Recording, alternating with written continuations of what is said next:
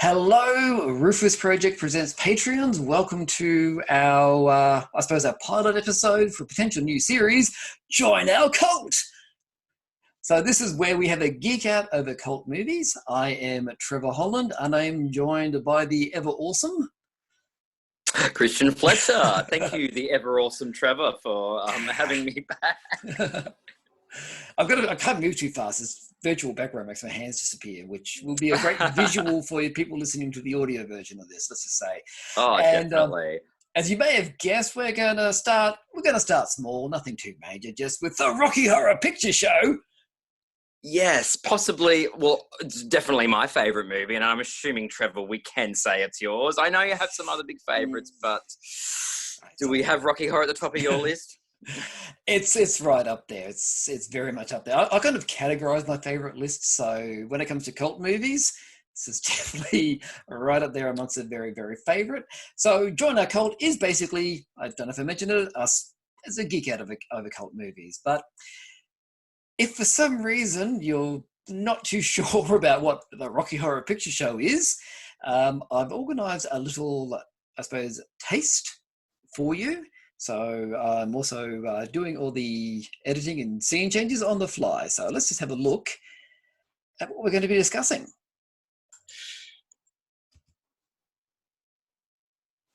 Please work.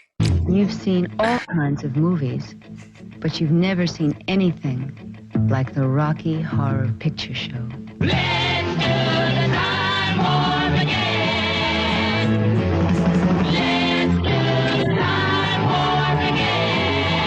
The Rocky Horror Picture Show is wonderfully weird. Wonderfully weird. The dentist come out They're of probably ears. foreigners with ways different than our own. With ways, oh, they are foreign. It's a trip to transsexual Transylvania. The Rocky Horror that Picture cake Show. show. So You gone! The story I can't is believe they thought Mick Jagger was going to play the part. My beautiful creature is destined to be fucked! the songs are super. Oh, they are super. The scenery For the is cardboard magic. cutout. The cast is completely crazy. Completely crazy. There's a cast in there completely crazy based on that. This isn't the Junior That's Chamber very of cool. Commerce, Brad. There's a mad scientist named Frank N. Furter. Come up to the lab and see what's on the lab. What's on it? And Rocky, his incredible creature. I don't think it's incredible. I can't believe this is the most And he was in the bad crowd, but it was worse than I imagined. Who the A fuck are you talking sinister to? servant named Rufus. Doing the time. And Brad and Janet. My name's Brad Major. Just a couple of clean-cut kids. This is my fiancée, Janet Weiss. We yell slut and then she sings touch me. I don't know. She said Good old Meatloaf. Magenta. Still performing this song in concert. Not too well, Columbia. though. Last time I saw her live. Yeah, from what I've seen. Dr. Scott. Oh, did we really need to mention Dr. Scott? Sorry. Great Scott! So give yourself over to absolute pleasure. Don't drink it. Frankie did it. There is something beautiful about that pool scene, as weird as it is.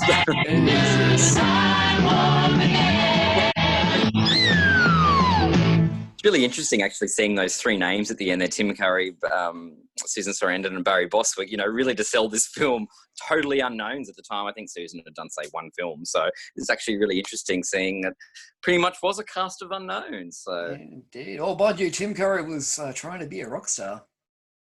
Oh, I know. He did The Rock.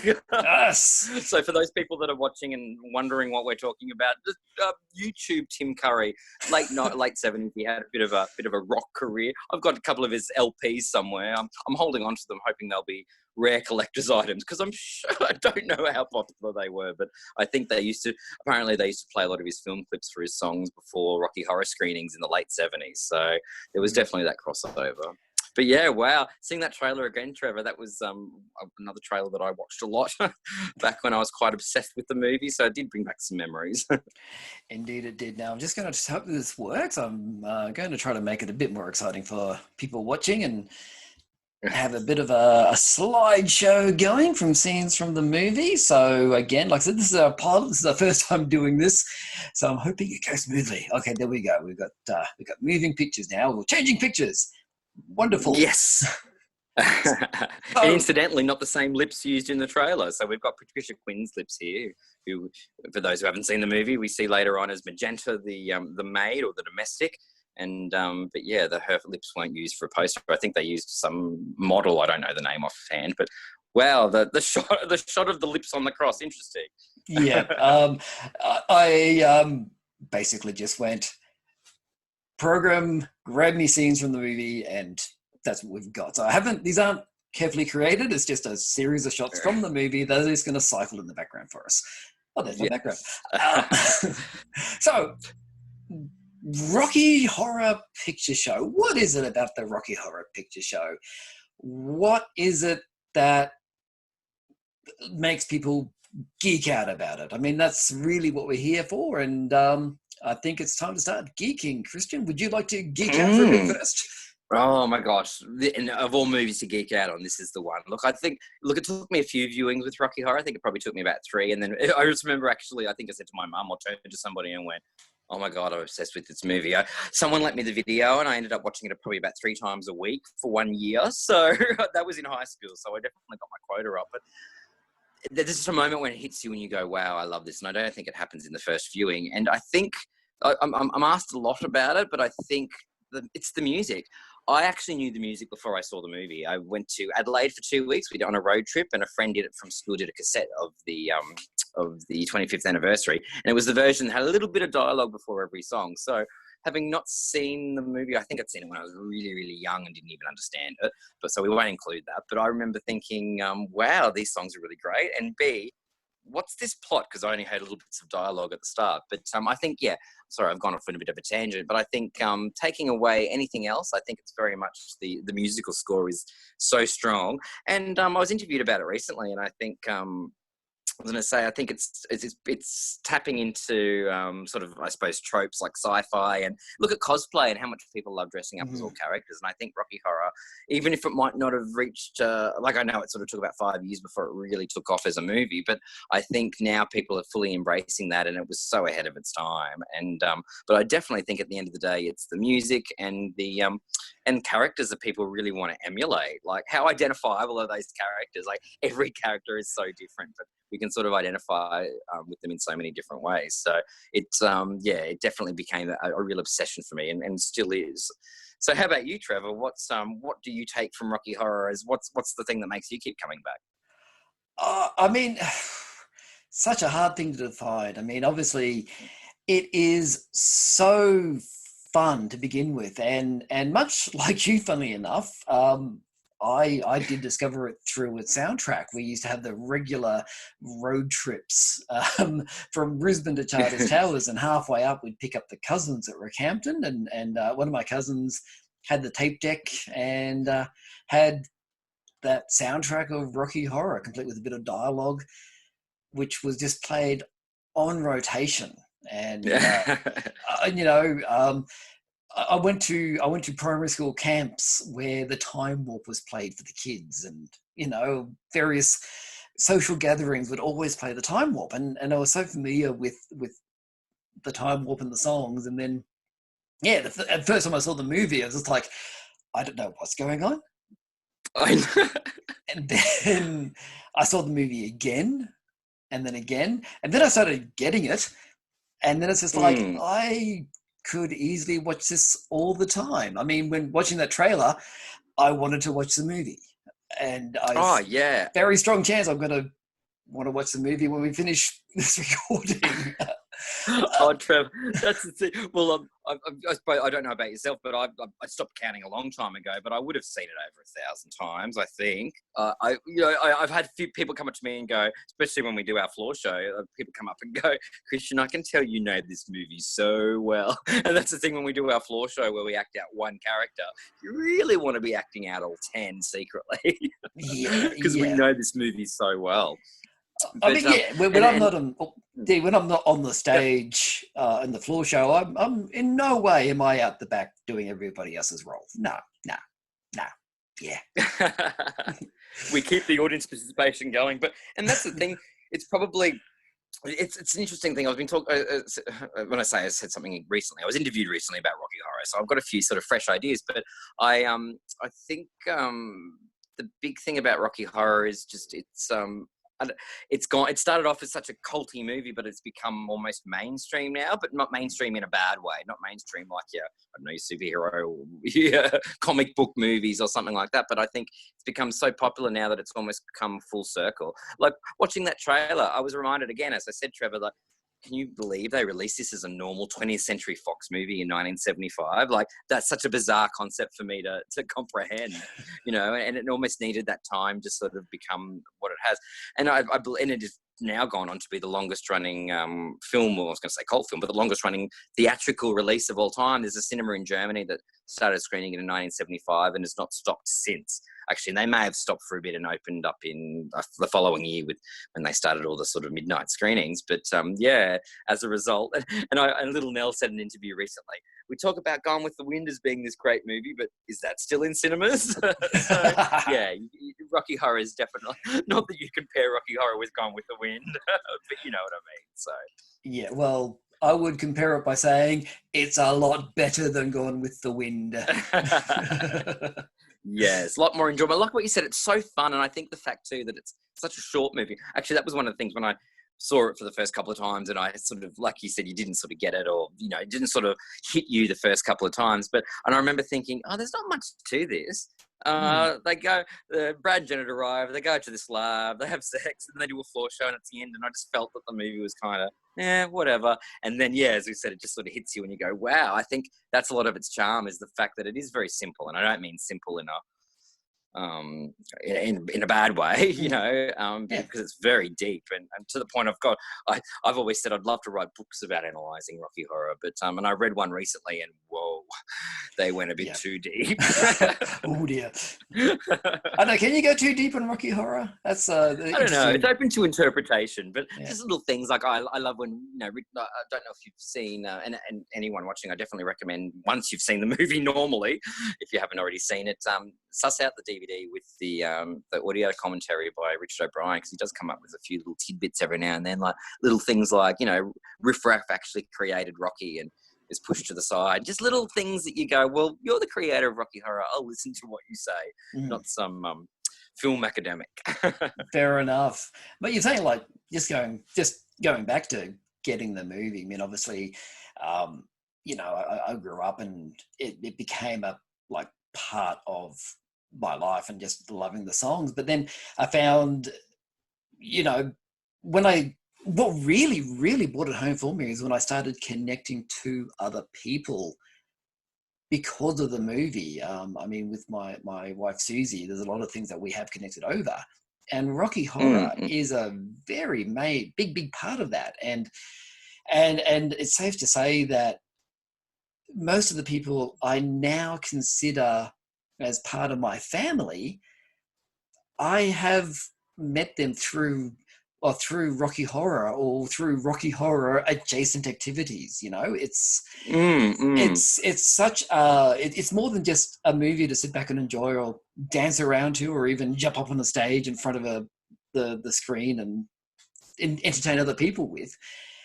It's something which it's one of those communal things, and it's very hard to have that sort of communal movie. I mean, you get plenty of movies that people just go, oh, that was a great movie. Yes, it was a great movie, and compare notes. But, I can't see people jumping up and getting as involved with, say, the Avengers as they do with Rocky Horror. I mean, Avengers is a great movie, but it's no Rocky. I said it.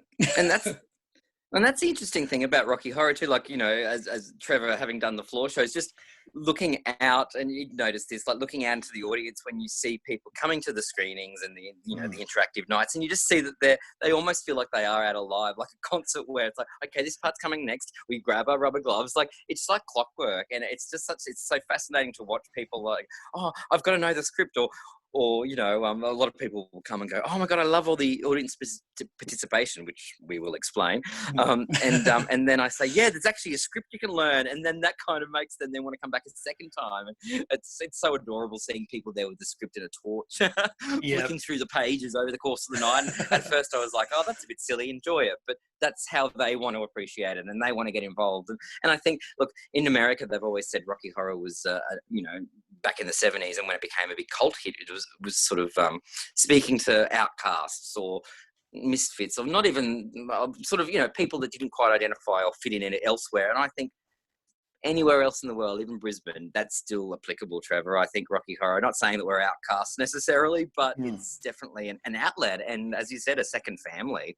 Yeah, oh, absolutely. And, well, I mean, we've mentioned it a few times. We shouldn't assume everyone does what we do. So, I mean, and if I want to talk family, I mean, we've got to talk Cards to Sorrow, and we need to talk those floor shows, and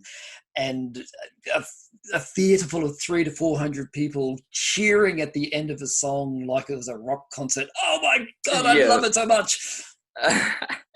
And there's almost that feeling that you feel like saying to these people at the end, you do realise we're not the people from the movie.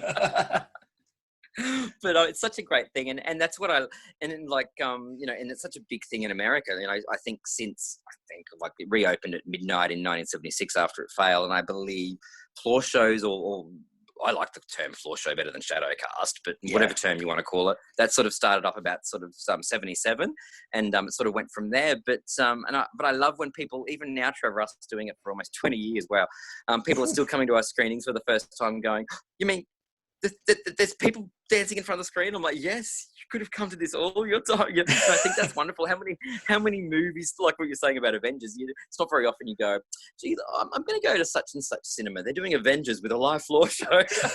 Whereas Rocky, and I think I actually have worked for a few cinemas over the years, and sort of when I was sort of open a can of worms with programming movies, I got to the point where I went, no, Rocky Horror is only done with the floor show. I think a couple of times we did it just as a normal screening, and I went, no, I don't need to be associated with just normal screenings of the movie anymore, because that's, to me, that it's the ultimate viewing experience. Isn't that what movies all about? This kind of bonding in a darkened room and having fun with the movie. I think that's in many ways Rocky Horror is the epitome of what going to the movies should be. So that's just me, possibly.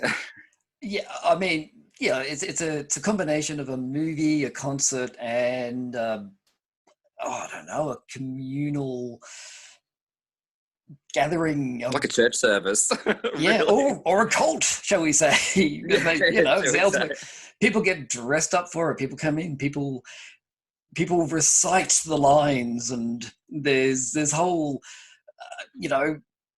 almost ritualistic things happening for various scenes, like simply Brad and Janet rolling down a road in a car with the windscreen wipers going back and forth, whilst the entire crowd is going in sync with the windscreen wipers going, "Arsehole slut." And you're thinking, and honestly, where would this happen anywhere else?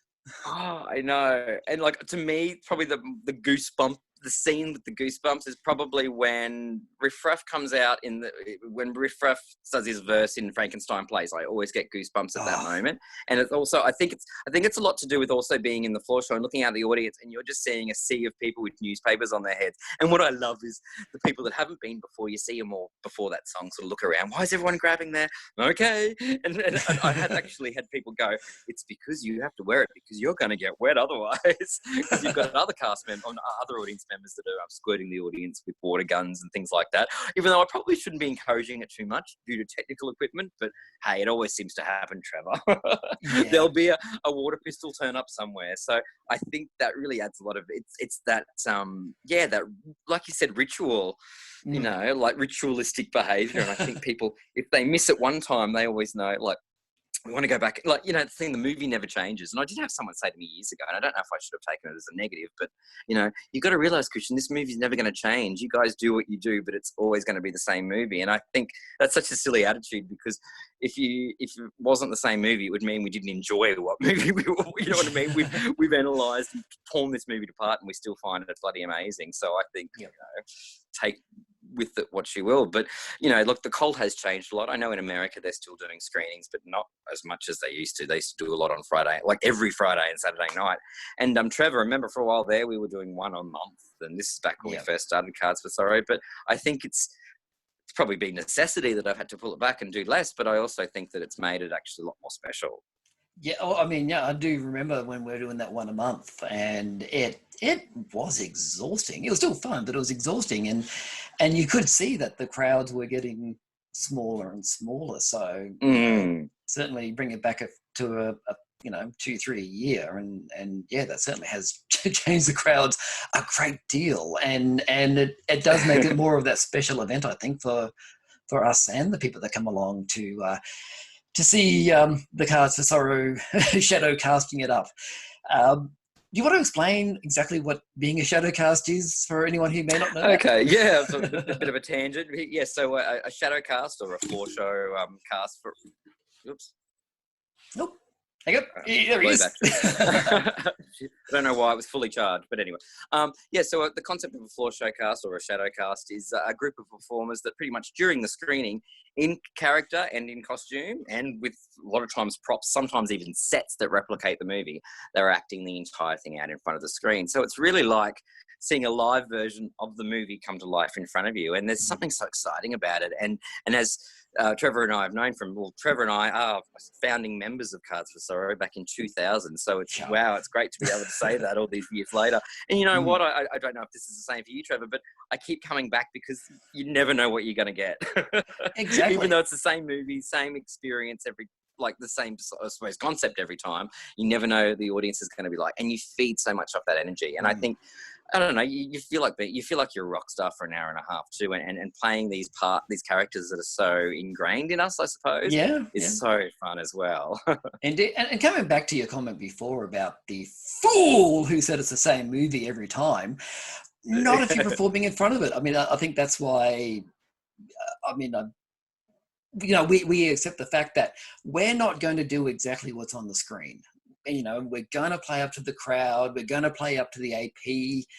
We're going to do things differently, and things are going to go on wrong on stage as well. And by embracing that, you've always got something fresh. Even for those people that come to every single Cards for Sorrow show, they're always going to get something fresh. And there's so few things where you can say that with confidence, and that's what Rocky Horror and Cards for Sorrow really, I think, brings to the core. I mean, because I've seen shadow casts, and you can tell they have scripted their own performance down to a T, and it's just not as dynamic. I don't want to blow our own trumpets here, but yeah, we're awesome. It's got to have that.